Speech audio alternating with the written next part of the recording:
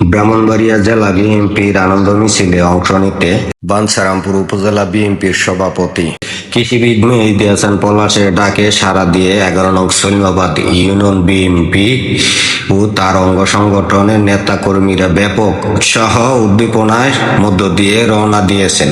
Union বিএনপির সভাপতি হাজী মোহাম্মদ বেল্লাল হোসেন বিল্লাল মোক্তার এবং সাধারণ সম্পাদক আমির হোসেনের নেতৃত্বে একটি গাড়ি বহর নিয়ে তারা ব্রাহ্মণবাড়িয়া সদরের উদ্দেশ্যে যাত্রা শুরু করেছেন। এই মিছিলে অংশগ্রহণের মাধ্যমে সলিমাবাদ ইউনিয়ন বিএনপির নেতাকর্মীরা দলীয় শক্তিকে আরও সংহত করা এবং জনগণের মাধ্যমে বিএনপির ভিশন ও লক্ষ্য পৌঁছে দেওয়ার প্রত্যয় ব্যক্ত করেছেন। স্থায়ী নেতৃবৃন্দ জানান, তাদের এই অংশগ্রহণ দলীয় কর্মসূচিকে বেগবান করতে এবং গণতন্ত্রের পক্ষে শক্তিশালী আওয়াজ তোলার একটি গুরুত্বপূর্ণ পদক্ষেপ।